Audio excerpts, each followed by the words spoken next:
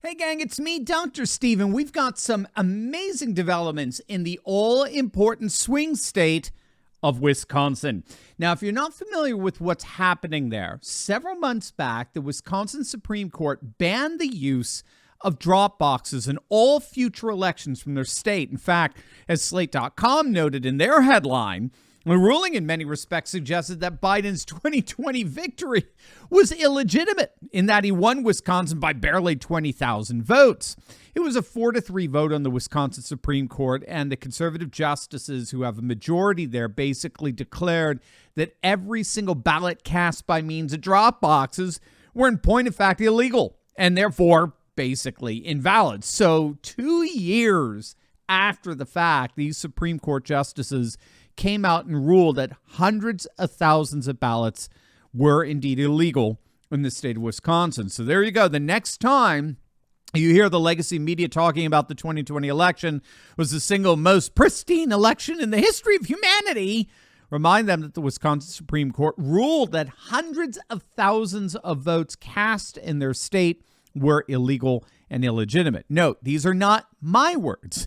This is not my opinion. This is the ruling of the Wisconsin Supreme Court. And so as part of that ruling, the court also ruled that most ballot drop boxes aren't allowed in the state and that a voter can't have someone else return their completed absentee ballot on their behalf. If you don't know, Wisconsin's legislature is dominated by Republicans, but they have a hardcore leftist governor, so they haven't been able to pass election integrity laws. Well, now they don't have to.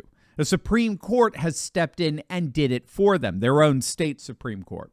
Wisconsin has some of the strictest mail-in ballot laws in the nation. In fact, in Wisconsin, you're not allowed to vote by mail legally unless you actually personally request a mail-in ballot. And as I understand it, that request has to be in writing. You have to have that request on record. And that's one of the reasons why the Wisconsin Supreme Court is banning ballot drop boxes. So now, why is this so significant? Well, it's so significant for two reasons.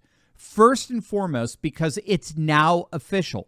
Wisconsin is not going to be able to reduplicate the election processes that were enacted in 2020. Even if they were able to get at least some of the drop boxes back into circulation, there appears to be no way they're going to be able to reduplicate 2020 and 2024. And that's huge because the second reason this is so significant, and that's the latest polls coming out of Wisconsin.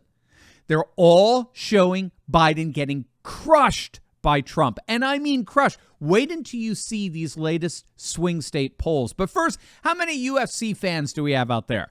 We know the one and only Donald J. Trump is a huge UFC fan, as are the fighters of him. But have you ever wondered what they do to manage their pain? You don't have to, because a fellow patriot and a very good friend of this channel is precisely the one who provides relief to that pain, and he's here to do the same for you.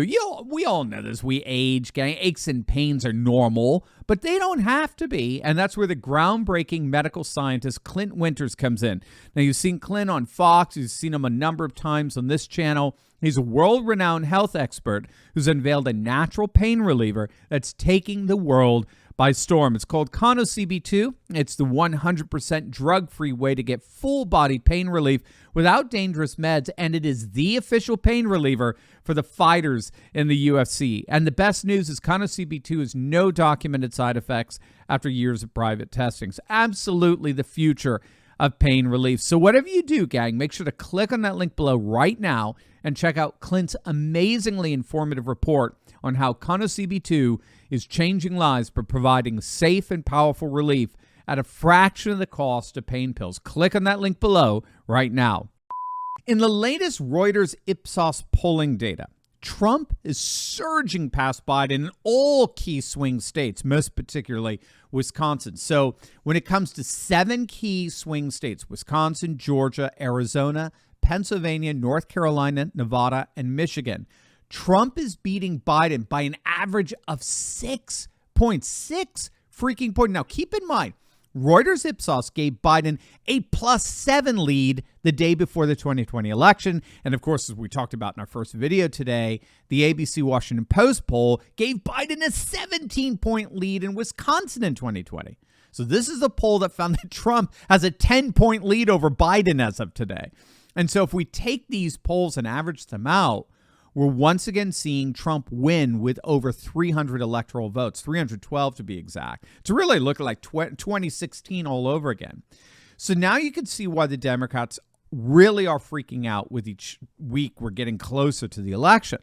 They're more and more recognizing that states like Wisconsin, which Biden has to win, are becoming more and more remote to them. And then their fallback on election shenanigans are becoming more and more frustrated as states, either through legislation or through the courts, increasingly begin to fortify against such shenanigans for 2024. So what are the Democrats going to do?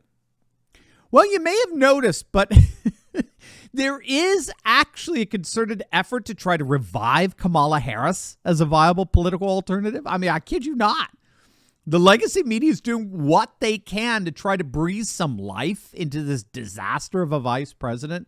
You know, the one that Nancy Pelosi recently refused to endorse and threw under the bus, saying that vice presidents don't do anything. So don't blame her for looking so pathetically incompetent. But yes, there is, believe it or not, a concerted effort to try some way to fabricate Kamala as a viable political entity. And then, of course, you've got Gavin Newsom. But the problem there is that he's not even popular in his own home state of California. I mean, he barely survived a recall effort in what happens to be the bluest of blue states.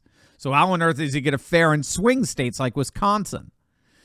Then you got Michelle Obama, but I've got to be honest with you, I just don't see Michelle doing anything here. And even if she did, she's not anywhere near as popular as her husband. And again, the swing states, they're going to be decided almost entirely by blue-collar working-class voters who've already aligned themselves with Trump. That's why he's crushing it in the polls in these swing states.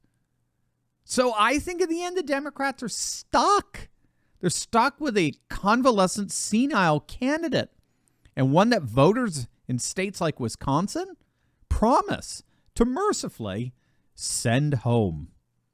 Hey, gang, I know what it's like to feel alone out there in these turbulent times, but I broke free.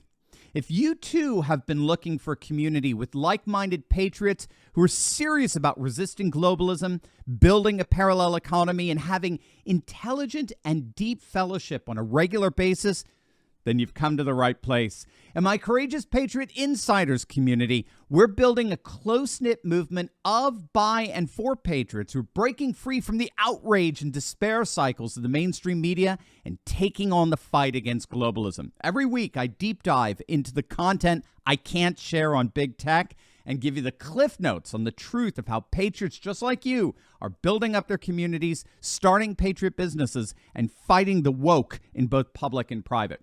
All with a few history and political lessons from yours truly, of course. If you want to stop feeling alone as a patriot and stand together with this fast-growing community, be sure to click on the link in the description below. Don't wait. Join me and my Patriot Coalition today, and let's get fighting.